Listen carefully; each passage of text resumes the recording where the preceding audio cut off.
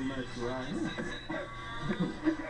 You're right. See, we grill the meat get theme music while it's cooking. The meat is getting celebrated right now. See, that helps. Y'all don't know. See, they say talking to the olive trees help them grow, right? Right. Talking to the fig trees help them grow. Right. But if you want your burger to have great flavor, you got to play righteous music next to it so it can cook and let the juices go in so it can set up a sweet savor unto the Most High. That's right. Man, this game, man, Shop of Judah. And look, man, I know y'all my brothers out there. Happy, I know you watching this. You see these eyes? And now a startling ABC News investigation. A whistleblower has come forward to tell consumers about the ground beef a lot of us buy at the supermarket. Is it what we think it is, or is it padded with a filler the whistleblower calls pink slime? ABC's senior national correspondent Jim Avila set out to get answers. Gerald Zernstein grinds his own hamburger these days.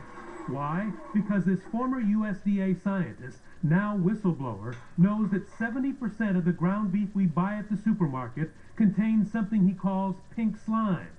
Beef trimmings that were once used only in dog food and cooking oil, now sprayed with ammonia to make them safe to eat, and then added to most ground beef as a cheaper filler. It was Zernstein who in a USDA memo first coined the term pink slime, and is now coming forward to say he won't buy it. It's economic fraud. It's not fresh ground beef.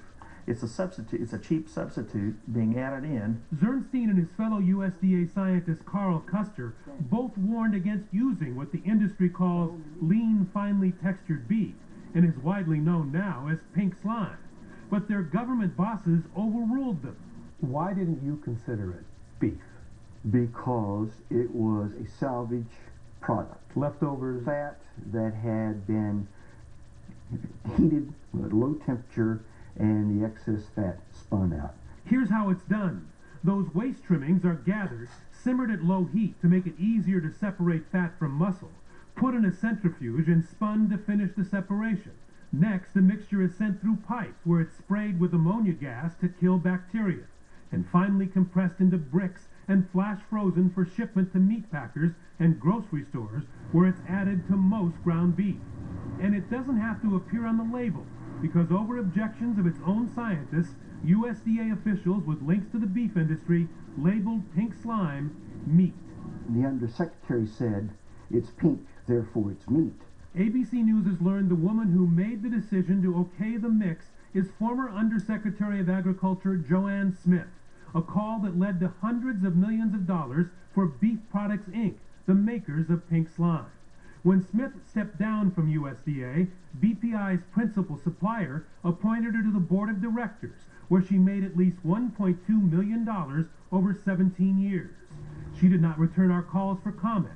BPI says it had nothing to do with her appointment, and the USDA says, while legal then, under current ethics rules, she could not have immediately joined that board. Jim Avila, ABC News, Washington.